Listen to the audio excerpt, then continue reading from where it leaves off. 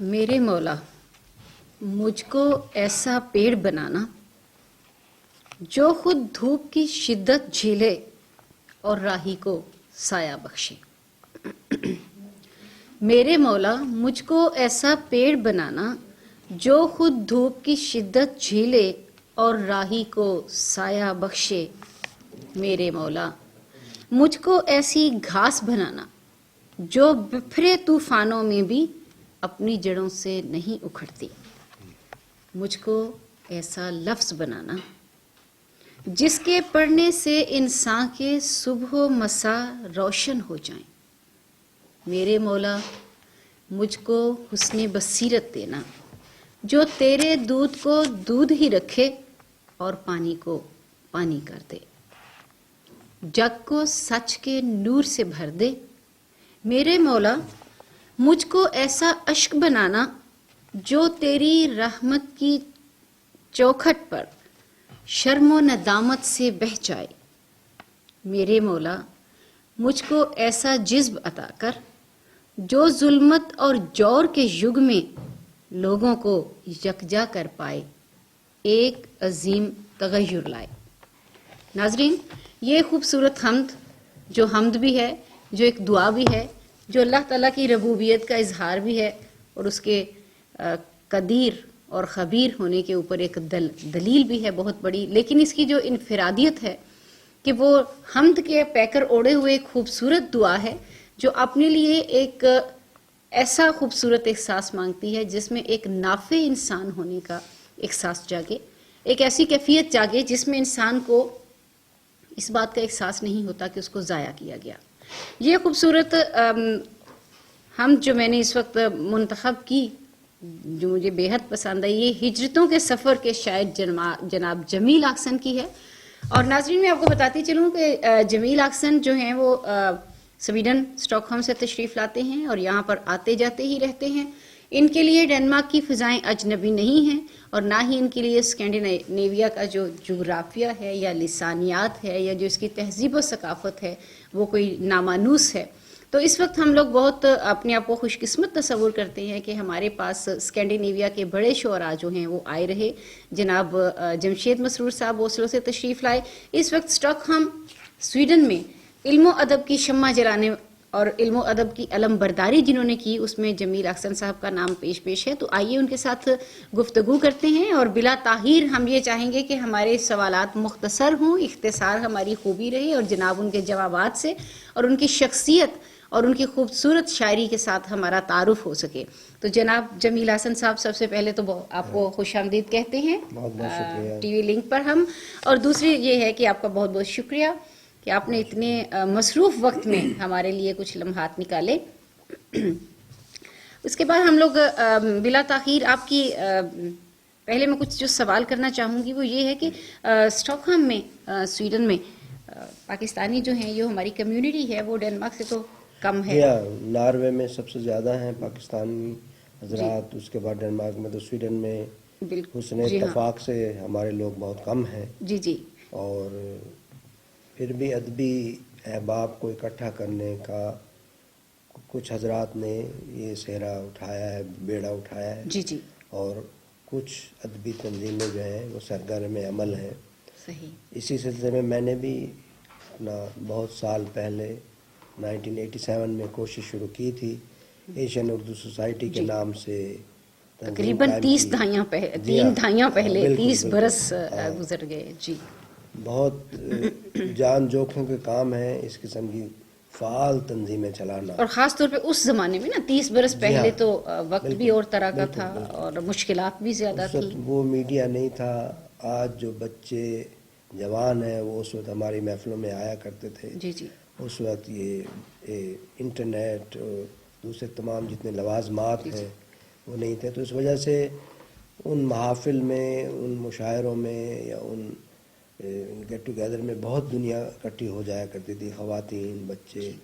تو بڑا اچھا ایک ادبی عمل ہم نے شروع کیا.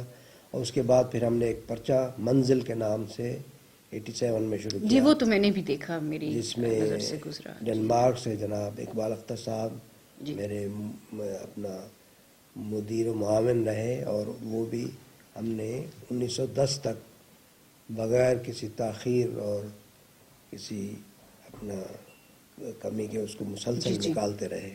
واہ ماشاء اللہ. جی میں اس کو دیکھتی رہی، بلکہ Yeah. مجھے یہ بھی اعزاز حاصل ہے کہ آپ نے اس میں میری کچھ نظمیں، کچھ بالکل بالکل، کاوشیں شامل کی تھیں کیونکہ آپ نے. آپ کا کلام اتنا خوبصورت اور مؤثر تھا کہ بہت بہت اس میں شکریہ. چھاپا اور گیا. مجھے یاد ہے اس وقت تو ابھی تک میں نے نیا نیا لکھنا ہی شروع کیا تھا، اور Yeah. مجھے یہ بھی اعزاز حاصل ہے کہ میری کتاب کی جو تقریب اجرا تھی اس میں بھی آپ شامل تھے. وہ بڑی میری خوش نصیبی تھی کہ ان دنوں میں یہاں پہ آنے آپ. والا تھا جی ہاں، جی ہاں. اپنے محترم دوست جناب غلام فرید صاحب کے پاس، جی.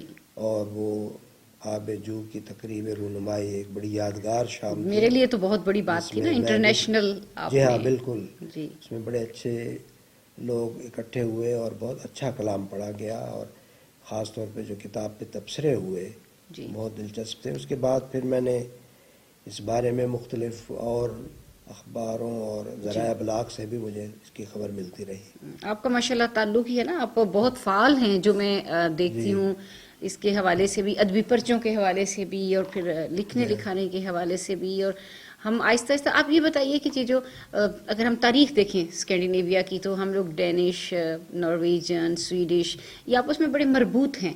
ہاں بالکل. تو آپ کس طرح سے دیکھتے ہیں کہ ان تینوں ممالک کو اگر ہم اپنے لسانی تناظر میں دیکھیں، پاکستان، یہ بنگلہ دیش، انڈیا؟ بڑا خوبصورت سوال ہے. اصل میں بڑا ملک رقبے اور آبادی کے لحاظ سے سویڈن ہے، جی.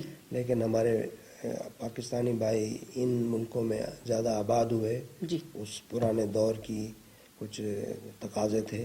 جی. تو سویڈن میں ہمارے لوگ کم رہے، لیکن اس کے باوجود جو ایک زبان کا لنک ہے، یعنی نارویجن، سویڈش اور ڈینش، جی. وہ تینوں بخوبی سمجھی جاتی ہے.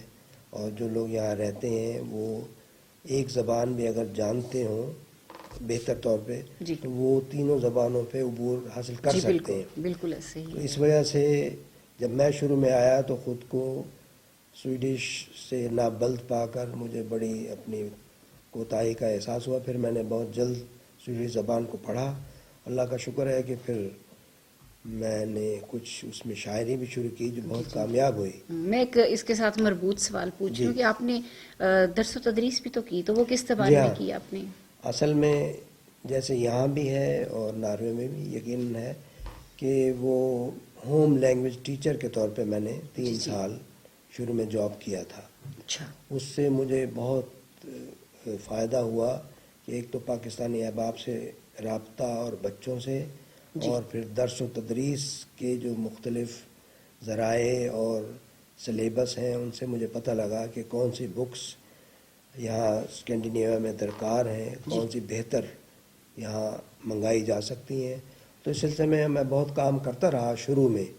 تو منزل کے اجرا سے پہلے میں ان خطوط پہ کام کر رہا تھا جو بہت کارگر ثابت ہوا. اس کی وجہ یہ ہے، مثال کے طور پہ، کہ اگر ہم میر تقی میر یا دوسرے شعراء کا کلام یہاں منگائیں ان کتابوں کو، تو یہاں کے لوگوں کو اتنا فائدہ نہیں ہوگا صحیح، جتنا درست. ہم اپنے ملک کے حالات یا اپنے اکابرین کے، جنہوں نے ہند و پاکستان کی کوششوں میں، آزادی میں حصہ لیا، تو وہ کتابیں زیادہ مؤثر اور اپنا پاپولر ہوں گی. تو ایسا ہی ہوا اس اچھا. زمانے میں. جی.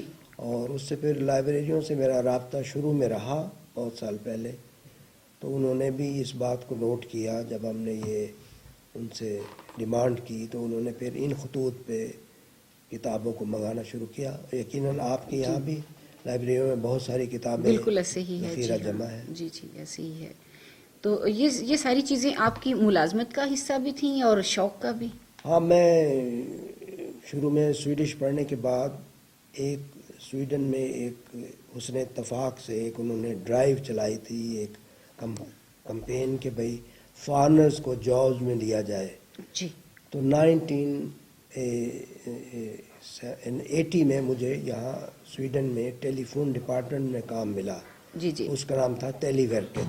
اس میں میں نے 14 سال سویڈش حکومت کی ملازمت کی، گویا اچھا. سرکاری ملازمت. اس کے بعد پھر میں نے اپنا کچھ کاروبار شروع کیا. تو وہ جو 14 سال میں نے ملازمت کی، تو پھر میں نے اچھی طرح اس معاشرے کو جانچا پرکھا اور اسی دور کی ایک یادگار جو سویڈش میری شاعری ہے جی وہ رہی. جی، اس کی طرف بھی ہم آتے ہیں. پہلے یہ بتائیے کہ آپ کو کتنا عرصہ ہو گیا ہے اس سرزمین میں؟ مجھے بہت زیادہ سال ہو گئے ہیں، تقریباً 35-36 سال. میں اچھا. تب سے اسٹاک ہوم سویڈن میں ہی مقیم ہوں. جی جی. اللہ کا بہت شکر تو ہے. اس کے باوجود یہ جو آپ کی شاعری ہے جتنی سی اس کو میں نے پڑھی گزشتہ دنوں میں بھی اور ابھی بھی آپ کی میں کتابیں دیکھ رہی تھی جی. تو اس میں ایک مسلسل ہجر ہے، ہجرت ہے، جی ہاں. تسلسل کے ساتھ ہے. جی. تو یہ کیا 36 برس اس کا کچھ نہیں بگاڑ پائے جو؟ نہیں، بڑا اچھا آپ نے یہ سوال اٹھایا. اصل میں یہ ہے، میری کتابیں، میری شاعری اور اکثر شعر اسی حوالے سے پہچانے جاتے ہیں. جی. اس کی وجہ یہ ہے کہ جب انسان اپنا وطن چھوڑتا ہے تو کچھ لوگ اس چیز کو بہت گہرائی سے محسوس کرتے ہیں، جی. کچھ اسے سرسری لیتے ہیں. تو ان وجوہات کی بنا پر جب میں نے وطن چھوڑا، اتفاق سے کہ ملتان سے جب میں لاہور میں پڑھنے کے لیے آیا، پنجاب یونیورسٹی ہیلی جی. کالج سے میں نے ایم کام کیا اس زمانے ماشاء میں. اللہ. جی. تو اس زمانے میں ملتان کی جدائی مجھ سے لاہور میں برداشت نہیں ہوتی تھی. اچھا. پھر لاہور کو چھوڑ کے جب میں اسٹاک ہوم سویڈن آیا تو یقیناً ایک بڑا طویل فاصلہ وہ تو انسانی سمندر بے میں شک، چلے گئے بے آپ. شک. جی. تو اس وجہ سے مختلف شاعروں کا ایک حوالہ کوئی چیز ہے، جیسے عدم کا حوالہ پینے میکشی پلانے ہے. کا جی موضوع ہاں. ہے. جی بالکل. اور اس طرح تو میرا حوالہ میں سمجھتا ہوں یہ ہجرت، مسافرت اور یہ بن گئی جو مجھے قلبی طور پہ ایک سکون اور ایک وجدانی کیفیت عطا کرتی ہے. اور میں سمجھتا ہوں میں اسی پہ ہی چلتا رہوں تاکہ یہ میرا موضوع بنا رہے. بالکل ایسے ہی ہے، جو چیز آپ کے اندر سے اٹھتی ہے اصل تو اثر آفرینی اسی میں ہے. ہاں بے شک. تو میں جمیل صاحب اسی حوالے سے جو آپ نے کہا اپنے وطن سے محبت یا نوسٹیلجیا بھی تو ہم اسے کہہ سکتے ہیں جو تو ابھی جب حال ہی میں جناب انتظار حسین کی وفات ہوئی اور میں ان کو بھی دیکھ رہی تھی اور ابھی جب میں آپ کی کتابیں دیکھ رہی تھی تو مجھے بڑی مماثلت نظر آ رہی تھی آپ میں اور جناب انتظار حسین میں، نوسٹیلجک ہونے کے حوالے سے، ماضی سے محبت، اپنی انہی ہواؤں سے محبت، جیسے وہ دبئی سے کبھی باہر نہیں نکلے ذہنی طور پہ ہے نا، اور وہی ان کی اس میں گونجتا رہا ان کی تحریروں میں. تو یہی آپ اس کو کیسے دیکھتے ہیں؟ وہ انتظار حسین تو ایک بہت بڑے کونا مشق اور بڑی عظیم شخصیت کے آپ بھی مالک تھے. ماشاءاللہ ہمارے لیے بہت بڑے، بہت سینئر میں ان کی لائف بایوگرافی میں پڑھ رہا تھا کہ ان کو ایک دفعہ لاہور سے باہر کسی جاب کی آفر ہوئی اور وہ وہاں چلے گئے، لیکن کچھ عرصے کے بعد وہ جاب کو تیاگ کے واپس آ گئے. تو ایسا بھی ہوا کہ وطن پرستی یا اپنے علاقے سے محبت کی جو وہ ہے دل میں ایک گہری خواہش، تو وہ اپنے ہدف کی طرف واپس لے آتی ہے. تو یہی ہوتا رہا ہے. یعنی آپ اسی ایک نئی چیز سے مانوس ہو گئے، جیسے آپ 35-36 برس سے اسٹاک ہوم سے نہیں ہلے. بالکل. یعنی وطن ثانی بے شک اب کہا جا سکتا ہے، کیونکہ بچے جب یہاں پل بڑھ کے بڑے ہو جائیں تو پھر ان کی زیادہ مماثلت یا ان کا زیادہ تعلق اس معاشرے سے ہو جاتا ہے. تو پھر ان کو یہاں سے توڑ کے ان پودوں کو پھر دوبارہ نئی سرزمین میں جوڑنا، لگانا، یہ جان جوکھا کا کام ہے. وہ میرا ایک شعر بھی ہے کہ ارشاد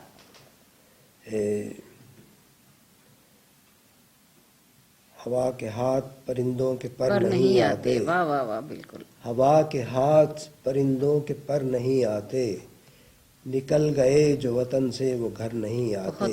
بہت خوبصورت. اور جڑوں میں کھوکھلا پن ہو تو ناتواں ہے وجود، جڑوں میں کھوکھلا پن ہو تو ناتواں ہے وجود، شجر نہ پھولے پھلے تو ثمر نہیں آتے. بہت خوبصورت. بس اسی طرح ہے کہ اگر پودوں کو ایک جگہ سے توڑ کر دوسری جگہ لگایا جائے تو یہی حشر ہوتا ہے.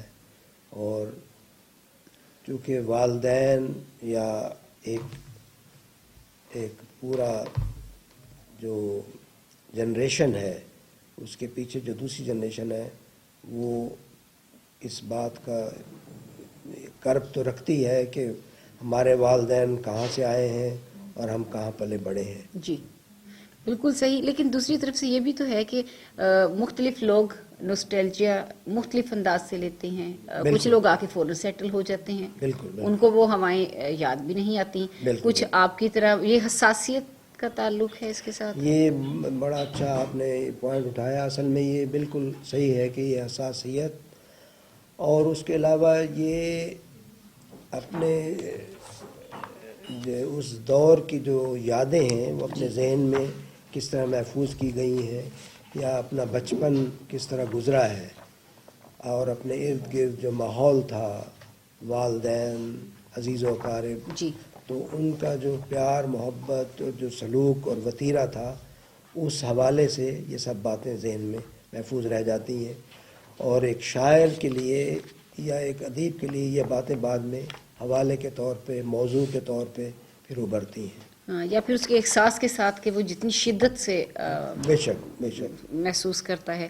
تو اگر آپ ساتھ ہی ہمیں کوئی آپ کی تو کئی غزلیں ہیں اس طرح کی جو ہجر کے حوالے سے, اگر آپ ہمیں ساتھ ساتھ کچھ عنایت کرتے جائیں, کیونکہ باتوں کے پس منظر میں وہ اچھا لگتا ہے. جی اگر آپ پسند کریں تو میں ایک نظم آپ کی خدمت میں پیش کرتا ہوں. ارشاد. یہ میری کتاب لفظ پر رکھتے ہیں, جس کو اپنا بہترین کتاب 89 میں قرار دیا گیا تھا. جی یہ لاس اینجلس میں جی وہ ہاں اردو مرکز کے تحت آپ کو. اور یہ دیکھیے ناظرین, جیسے ہم ابھی بات کر رہے تھے جمشید مسرور صاحب, وہ جو کچھ پڑھ رہے تھے مجھے اس کی سمجھ آ رہی تھی, یہ نا اووا ہا ونگا, ہاں, تو آپ جو ہے وہ صرف ڈی کو بولتے ہیں. تو ڈینمارک میں جو ہے وہ ڈی خاموش کھڑی رہتی ہے, سائلنس ہوتی ہے. جی ہاں, وہ جو شروع میں آپ نے ایک سوال کیا تھا, وہ زبان کی جو مختلف اپنا افزائش ہوئی ہے وہ اسی طرح یہ ہے کہ لفظوں کی ادائیگی جو ہے وہ مختلف انداز میں ہے. تو زبان کی جو بیسک افزائش وہ ایک جیسی ہے, اس وجہ سے بولنے میں تھوڑا سا فرق ہے. تو آپ اس کو کیسے دیکھتے ہیں؟ کیا یہ سرائکی اور پنجابی کے ساتھ اس کو ہم آہنگ کر کے دیکھا جا سکتا ہے, جیسے سرائکی, پنجابی اور سندھی؟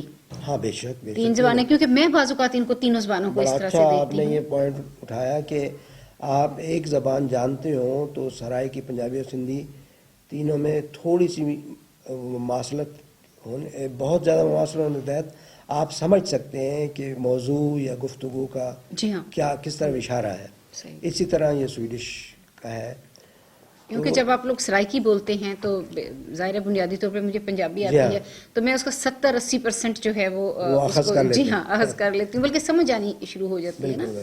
اور بالکل ایسے ہی جیسے دیکھیں یہ اووا ہے, ادھر اوڑ ہے, اور اسی طرح جیسے پنجابی میں گل کرو اور سرائکی میں گال کرو. بالکل. جی, اب جب آپ سویڈش کے حوالے سے پوچھ رہے ہیں مجھ سے, تو میں آپ کو یہاں ایک چھوٹی سی بات بتاتا چلوں. جی, میں نے ایک نہایت ہی مختصر نظم 91 میں لکھی تھی, جو حسن اتفاق سے بہت پسند کی گئی, اور پھر میں نے کئی جگہ وہاں سویڈش اس میں بھی پڑھی. پھر وہ سویڈش کے ایک بہت بڑے میگزین میں چھاپی گئی, اور اس پہ انہوں نے مجھے ایک بڑا اعزازی لیٹر دیا, کوئی نقدی نہیں دی, وہ اعزازی لیٹر, وہ بھی اعزاز سی ہوتا ہے بہت بڑا. جی, اور وہ نہایت مختصر ہے. میں آپ کو ارشاد نہیں, ہم سننا چاہیں گے, کیونکہ یہی ہمارے جو آج کے ناظرین ہیں ان کے لیے یہی چیزیں اہم ہیں. بالکل. جی, اس کا عنوان ہے انگلش میں 2+2, سویڈش میں 2+2. جی, 2+2. ہاں, میں بعد میں اس کا اردو ترجمہ بھی آپ کو سناتا ہوں. نہایت مختصر ہے. جی جی, کہ یا ہر فیرا ہیندر تھو دینا تھو مینا, دو ہر فیرا ہیندر تھو مینا تھو دینا. جی, دل ساماس کانوی یورا لیوت اندر باٹ. میں سمجھ گئی, میرے 2 ہاتھ ہیں, یہاں چھو ہے نا, چھو 3, چھو مین. اگر میں صحیح ہوں تو مجھے بتائیے. بالکل صحیح, آپ نے بالکل اخذ کر لیا. میں آپ کو اس کا ترجمہ سنا دیتا ہوں. وہ 2+2 اس کا عنوان تھا. میرے ہاتھ ہیں 4, جی, 2 تیرے ہیں 2 میرے ہیں. واہ. تیرے ہاتھ ہیں 4, 2 میرے ہیں 2 تیرے ہیں. گر ہم ان چاروں ہاتھوں سے, گر ہم ان چاروں ہاتھوں کو جوڑ کے رکھیں, تھام کے رکھیں, جیون کو گلزار بنا دیں. بہت خوبصورت, بہت خوبصورت اور مختصر پیغام ہے, اور پیغام بہت بڑا ہے. شکریہ. بہت اچھا. تو جو نظم آپ نے بتائی تھی یہ وہ لفظ پر رکھتے لفظ ہیں پر رکھتے ہیں جی. وہ میں اب آپ کو سنانے ارشاد چلا ہوں. ارشاد. یہ کافی مقبول ہوئی، امریکہ کے مشاعرے میں میں نے پڑھی تھی. جی. اور صاف ظاہر ہے ہجرت کے حوالے سے یا وطن یا ایک جگہ سے دوری کے حوالے سے بھی میں ہوں پردیس میں جمیل مگر حوصلے دے رہی ہے یاد وطن. تو ارشاد کیجیے. شکریہ. سمندروں کے حوالے کیے کئی پیغام، واہ ہوا کے دوش پہ شاید وطن پہنچ جاتے. کیا بات ہے. ہوا کو قوت گویائی کب میسر ہے، واہ. یہ چاند اور ستارے بھی گنگ ہیں کب سے. بلندیوں پہ ابابیل پہ ہمیں پرواز، کبھی تو چھت پہ اتر کر سوال پوچھیں گے. واہ وطن سے میری جدائی کا حال پوچھیں گے. کیا بات ہے. ہوا کی پیٹھ بھی خط کا وزن اٹھا نہ سکی، کوئی بھی لہر سندیسہ ہمیں سنا نہ سکی. واہ. ہر ایک خط کئی سرحد عبور کرتا ہے، ہر ایک خط کئی سرحد عبور کرتا ہے. ہر ایک خط میری دنیا میں نور کرتا ہے. ہر ایک حرف میں پنہاں گئی رتوں کی مہک، ہر ایک حرف میں پنہاں گئی رتوں کی مہک. ہر ایک لفظ جدائی کو دور کرتا ہے.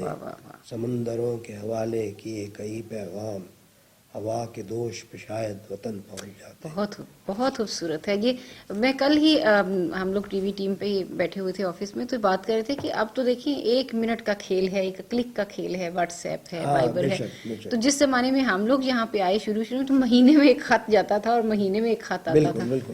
تو آپ نے کمال سے وہ بہت کر شکریہ. دیا ہے. آپ صحیح کہہ رہی ہیں کہ اس زمانے میں خط کا انتظار اور خط میں لکھی ہوئی باتیں کس قدر حوصلہ ڈھارس جی ہاں اور بالکل. کس قدر تشفی عطا کرتی تھی. تو خط کی بڑی اہمیت تھی. یہ انٹرنیٹ اور میسج کا یہ آپ نے زمانہ بڑا نہیں تھا. خوبصورت بتایا نا. ہم اس کو پیکرے محسوس، یعنی آپ خط آپ کے پاس ہے، آپ سرہانے رکھتے ہیں، جیسے غالب کہتا ہے آنکھوں چوما، آنکھوں سے لگایا، سرہانے کے نیچے رکھا. یعنی وہ ایک اور ہی بالکل بے کیفیت شک. ہے. اس میں تو لکھنے والے کی مہک بھی پڑھنے والے تک پہنچ جاتی تھی. جی بالکل تو وہ بالکل. زمانہ تھا. اس کے ہاتھوں کے جو ہر. بالکل. میں ایک اور سوال کرتی جاؤں، آپ کے خاندان میں خطاطی، جی ہاں. اس کے بارے میں بتائیے، کیونکہ ہمارے دوست جناب محمد مختار صاحب، ان کی خطاطی جی کے ہاں. تو ڈنکے 4 دانگ عالم میں بج رہے ہیں. اس ماشاءاللہ. لحاظ سے بتائیے آپ کے. بالکل. ماشاءاللہ بہت. اصل میں یہ کچھ یوں ہے کہ میرے قبلہ والد صاحب جناب محمد حسن کلیم، جی ان کا پریس تھا اور وہ بہت بڑے خطاط تھے. جی ماشاءاللہ. اور ان کو ایوب کے دور میں ایک خطاب ملا جسے کہتے ہیں احسن التحریر. جی. اور ان کے بعد یہ پھر یہ ہم سب بھائیوں میں ودیت ہوا یہ خطاطی کا ایک خوبصورت اور بلکہ تاریخی ایک ورثہ. اس میں جو میرے بڑے بھائی صاحب ابھی ماشاءاللہ پاکستان میں ہیں، حافظ محمد اقبال حسن، انہوں نے خطاطی پر بہت ساری کتابیں لکھی ہیں. اور ان کے برخوردار مختار حسن جو جدہ میں ہے، وہ بھی بہت بڑے خطاط ہیں. وہ تو ماشاءاللہ. جی ہاں. ان کی اور بڑے بھائی صاحب کی بہت کی خطاطی کی بہت ساری ایگزیبیشنز ہو چکی ہیں، نمائشیں ادھر ادھر. تو اس حوالے سے میرا بھی جو ہے خط و کتابت سے یہ آپ کی تحریر سے اندازہ ہو رہا ہے نا کیسی خوبصورت اور کتنی اس میں ہے تناسب میں. یہ ایک بڑی خوبصورت بات ہے کہ جب آپ مینار پاکستان جاتے ہیں یا تاج محل جاتے ہیں یا پرانی تاریخی عمارتوں کو دیکھتے ہیں تو وہاں اتنی خوبصورت قسم کی خطاطی بھی موجود ہے.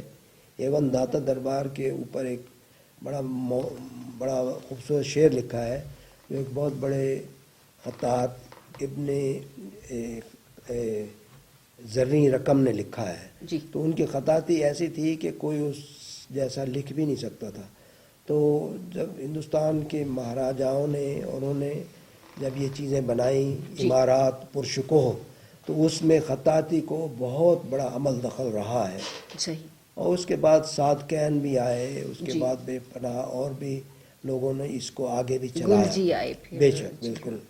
اور خطاطی ایک بڑا ہمارا قومی ورثہ ہے اور پاکستان میں بھی اس کی سرپرستی ہو تو نہیں رہی. نہیں کاش وہی کہ جی میں وہی کہنے لگی تھی کہ ایسا ہو. پاکستان میں تو اس کو اس طرح تخلیق کے وہ بلندی کے طور پہ لیا ہی نہیں جاتا. اس حد تک لیا جاتا ہے کہ اگر آپ نیا مکان بنوائیں تو اوپر خوبصورت ماشاء اللہ ضرور یا حاضہ من فضل. جی ہاں جی ہاں یقیناً.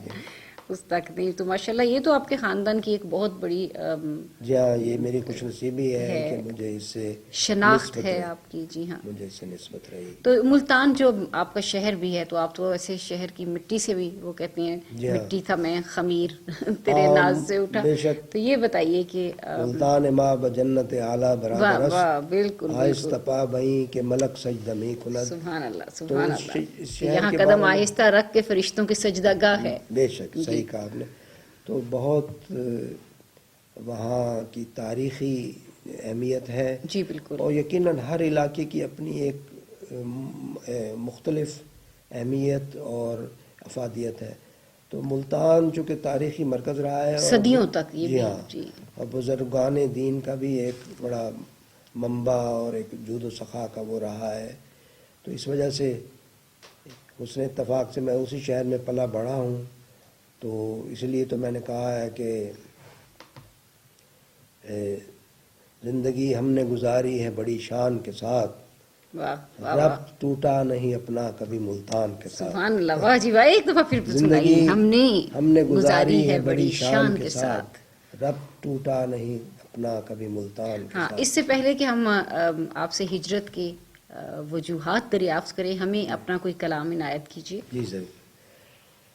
میں ایک غزل پیش کرتا ہوں. ارشاد. عرض کیا ہے کہ ایک تیرے قرب میں رہنا میری تقدیر میں ہو. واہ. ایک تیرے قرب میں رہنا میری تقدیر میں ہو پھر ستم کوئی بھی سہنا میری تقدیر میں ہو. واہ. اور میں خوشی بن کے چھلک جاؤں تیری آنکھوں سے. واہ.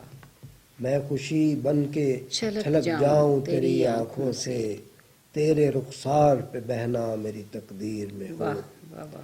اور میرے لہجے کو میری رمز کو بس سمجھے تو.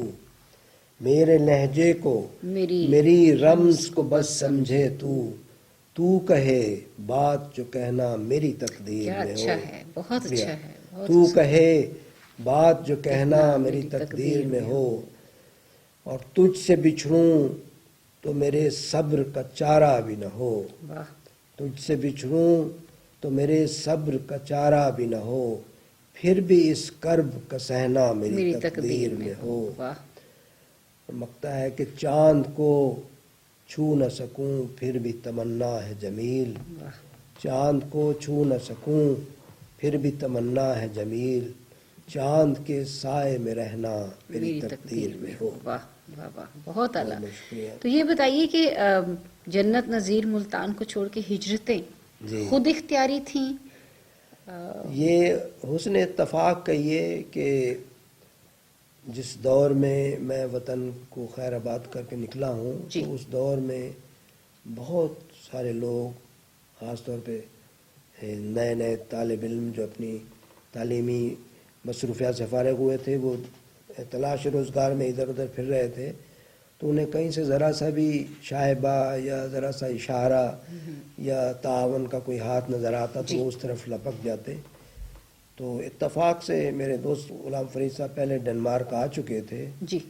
تو انہوں نے کہا کہ اگر تم نے پڑھنا ہی ہے آگے تو پھر اپنا پہلے ملتان سے لاہور پڑھتے رہو تو اب لاہور سے کسی اور شہر جا کے پڑھو.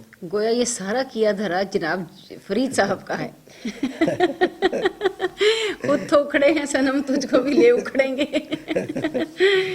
بس یہ لیکن ہم ان کے ممنون ہیں کہ ان کی وجہ سے آپ یہاں تشریف لاتے ہیں اور پھر ہمیں موقع ملتا ہے. بالکل بالکل یہ قسمت کے وہ ہیں. اور بے شمار لوگ بغیر کسی سہارے کے کہاں سے کہاں ایسا ہی ہے. پھر بعد میں اپنے سہارے اور اپنے ارد گرد کے ماحول میں جذب ہو جاتے ہیں. تو یہی ہوا میرے ساتھ. یہ تو بس ایسا ہے کہ ظاہر ہے جس وقت آپ نکلے ہوں گے تعلیمی دور سے تو اس وقت انسان کو یہ تو احساس نہیں ہوتا کہ اس کی حساسیت کس درجے کی ہے. بے شک بے شک بالکل صحیح کہا آپ نے. وقت کے ساتھ ساتھ پھر جب یہ یادوں کے تیر چلتے ہیں آماج گاہ ہوتا ہے. صحیح. تو آپ ہمیں کچھ سنانے جا رہے تھے. جی میں ایک نظم ہے جو جنگ لندن میں چھپی، فیضان عارف صاحب نے بہت پسند کی تھی، جی تو میں سنا دیتا ہوں. ارشاد. یاد کی چبھن. محبتوں کی آرزو کہاں کہاں لیے پھری. واہ. محبتوں کی آرزو محبتوں کی آرزو کہاں کہاں لیے پھری، رکے نہ اس دیار میں گئے نہ اس قطار میں، واہ عجیب وحشتیں بھری ہیں جسم کے مزار میں. واہ واہ واہ. رکے نہ اس دیار میں گئے نہ اس قطار میں، عجیب وحشتیں بھری ہیں جسم کے مزار میں، واہ صدا پلٹ کے آ گئی یہ وقت صرف ہو گیا. واہ. صدا پلٹ کے آ گئی یہ وقت صرف ہو گیا، محبتوں کے تذکروں میں آگہی کا ذکر کیا. واہ. اور لکھا ہے کہ کسے متاع درد سے نواز دے گی زندگی، واہ ہمیں تو یاد کی چبھن نے داغ داغ کر دیا. واہ واہ واہ. یاد کی چبھن. ہمیں تو یاد کی چبھن نے داغ داغ کر دیا، ہر ایک ساعت گراں قباحتوں میں کٹ گئی، واہ اداسیوں کی لہر نے جو شل دماغ کر دیا. واہ واہ واہ واہ. بہت بہت خوبصورت شکریہ. بہت خوبصورت. اور وہی ردھم چل رہا ہے آپ کا، جی، اور وہی بالکل. موضوع جو ہے وہ رنگ بدل بدل کے آ رہا ہے. بالکل بالکل. تو آپ کو یہ موسموں کی وجہ سے بھی زیادہ ہوتی ہے ہاں، کہ ملتان کا یقیناً. گرم موسم اور کہاں پہ اسٹاک ہوم کی سرد فضائیں اور برفوں بالکل، سے بالکل. کی جلگار، تو شاید یہ بھی آپ کو یقیناً محسوس ہوتا رہا. یہ تضاد جو ہے یہ انسان کو محسوس تو ہوتا ہے، اگرچہ وہ ان موسموں سے عادی رہتا ہے، عادی ہو جاتا ہے، بلکہ ہونا پڑتا ہے. تپتی ہوئی ملتان کی دوپہر یا لاہور کی شام ایک گرمیوں کی، تو وہ سویڈن یا اسٹاک ہوم کی شام یا ایون وہاں کی گرمیوں کی شام کے متبادل نہیں ہو سکتی. تو یہ جو جغرافیائی لسانی تہذیبی تصادم تھا، ہاں، بالکل اس کے بالکل. بارے میں یہ آپ کے اوپر کیسا گزرا؟ دراصل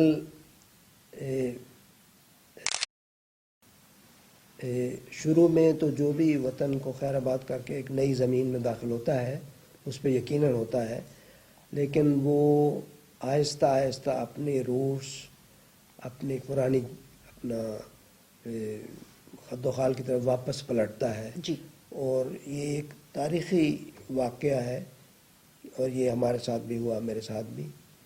تو شروع کے جو تجربات تھے وہ زبان پڑھنے میں، وہاں کے ماحول میں ڈھلنے میں، وہاں کے معاشرے کو سمجھنے میں صرف ہو گئے. اس کے بعد پھر اردو کی طرف راغب ہوئے، جی. شاعری کی طرف، اور ادبی محفلیں، ہمیں مشاعرے. روزگار کے بعد جی. ہمیں دنیا، ہمیں روزگار. تو یہ جو آپ کی کتاب ہے، آپ نے 1980 میں ہی آ گئی تھی، تشنا مچھلی والی. جی، تشنا مچھلی پانی میں. دراصل جو میں نے سویڈش نظمیں کہی تھیں تو وہاں ایک ادارہ ہے، انہوں نے مجھے آفر کی کہ ہم اس کو چھاپتے ہیں، تو مجھے بڑی مسرت ہوئی. تو انہوں نے پھر میں نے اس کو اردو میں جو سویڈش نظموں کا اردو میں ترجمہ کر کے چھپوایا. جی. تو یہ کتاب سب سے پہلے 87 میں اسٹاکوں میں چھپی. جی جی. تشنا مچھلی پانی میں. اس کے بعد پھر دوسری کتاب ملتان میں میرے بڑے بھائی صاحب نے، حافظ اقبال صاحب نے چھاپی، روح کا سمندر.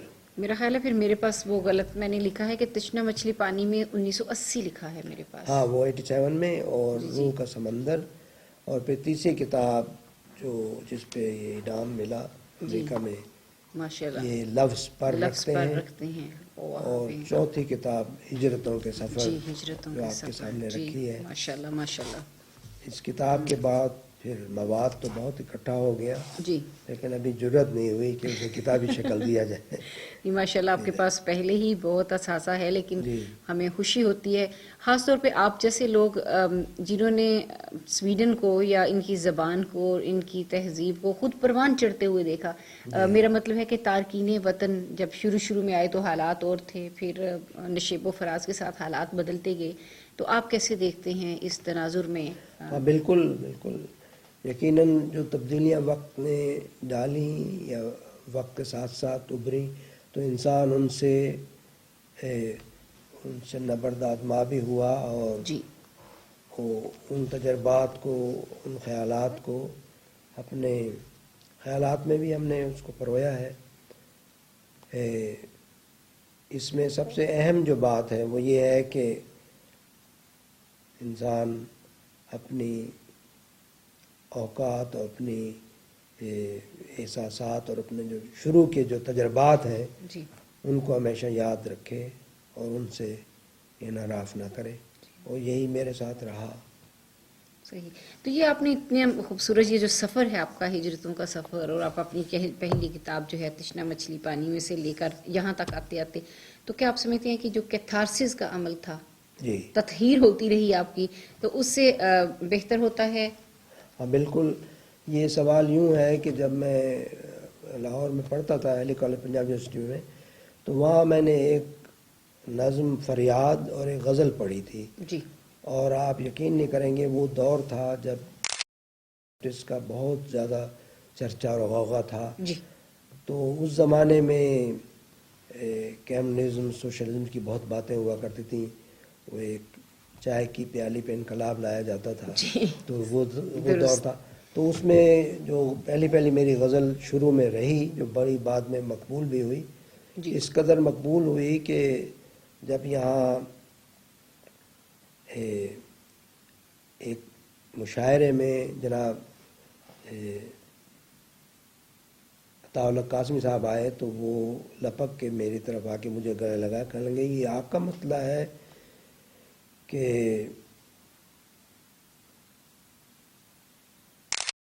حیران ہوا کہ ان کو میرا مطلع یاد تھا، اور وہ تھا جو میں نے ہیلی کالج میں پڑھا تھا اس غزل کا۔ اچھا، اس زمانے میں، یعنی جی ہاں، یہاں پہ آنے سے بھی پہلے؟ وہ غزل چھپی بھی تھی، تو جی اس جی حوالے سے ان کو وہ یاد رہا۔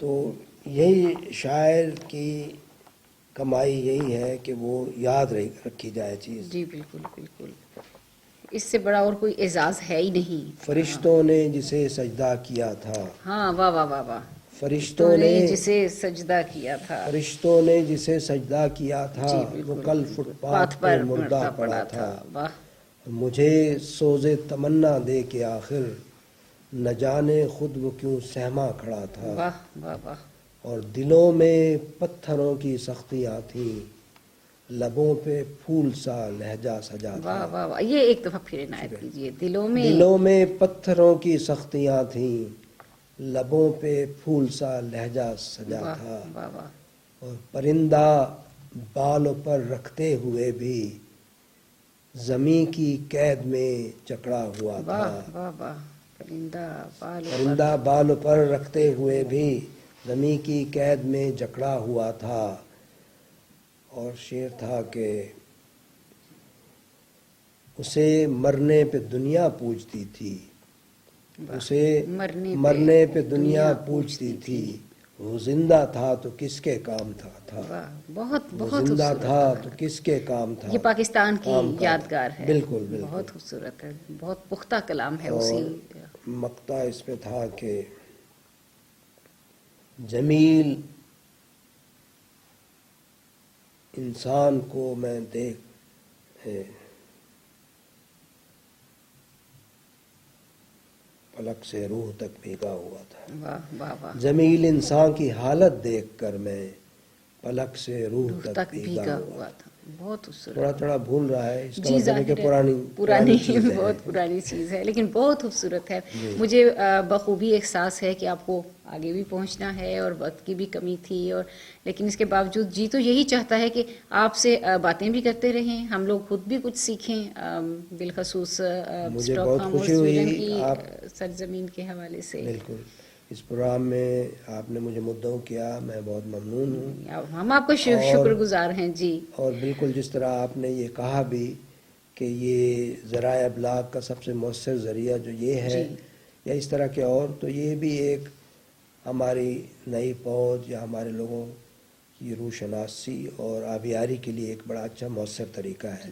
تو میں آج کی یادگار شام کو نہیں اپنے آپ کا ساتھ لے بہت کے جاتا شکریہ، ہوں۔ اس لیے کہ دیکھیں نا اب یہ ہمارے پاس سیو ہوگی، اب جس وقت بھی آپ tvlink.tco پہ بچے دیکھنا چاہیں گے، بالکل۔ آپ دیکھنا چاہیں گے، یہ ایک حوالہ بن گیا۔ بالکل۔ تو جس زمانے میں ہم لوگ تھے تو کتابیں نہیں ملتی تھیں، مانگنی پڑتی جی تھیں، ہاں، ڈھونڈنی جی ہاں، پڑتی بالکل۔ تھیں، اور اب تو یہ ہے کہ ماشاءاللہ جس شاعر کو پڑھنا ہے آپ کسی بھی اب تو وقت پڑھ جی ہاں سکتے ہیں۔ انٹرنیٹ پہ اس کا نام جی ڈالیں جی بالکل تو ایسے سب ہی کچھ ہے۔ آ جاتا ہے۔ تو اس سے پہلے کہ آپ ہمیں خدا حافظ کہیں، ہمیں اپنی ایک خوبصورت تخلیق عطا کیجیے، جی اور یقیناً، پھر ہم شکریہ کے ساتھ بہت بہت شکریہ۔ جی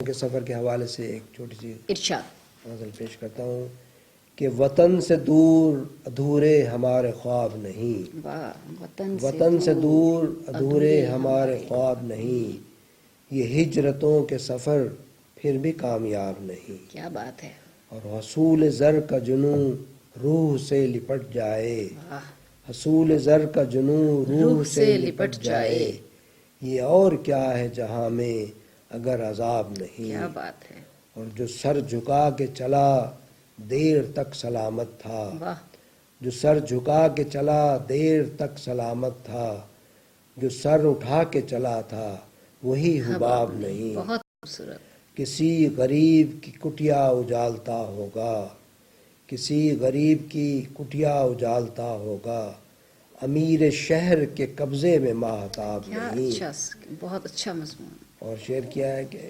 ہزار پھول کھلے پھر بھی یہ شکایت ہے، ہزار پھول کھلے پھر بھی یہ شکایت ہے، چمن میں موسم گل ہے مگر واہ گلاب واہ نہیں، واہ واہ، اور ہمیں نے عہد وفا ٹوٹ کر نبھایا ہے، واہ، ہمیں نے عہد وفا ٹوٹ کر نبھایا ہے، قصوروار بھی ٹھہرے ہیں ہم جناب نہیں، بہت اچھا شعر ہے یہ، ایک دفعہ پھر پڑھیے ہمیں نے پلیز۔ عہد وفا شکریہ ٹوٹ کر نبھایا ہے، قصوروار بھی ٹھہرے ہیں ہم جناب نہیں، بہت اچھا، جمیل لفظ تیرے کیوں نہ انقلابی ہوں، واہ، جمیل لفظ تیرے کیوں نہ انقلابی ہوں، قلم کی کاٹ ہے پیارے کوئی رباب نہیں، بہت خوبصورت ہے، قلم اور رباب کا تو شکریہ۔ بہت ہی وطن سے دور ہے، ادھورے ہمارے خواب نہیں، یہ ہجرتوں کے سفر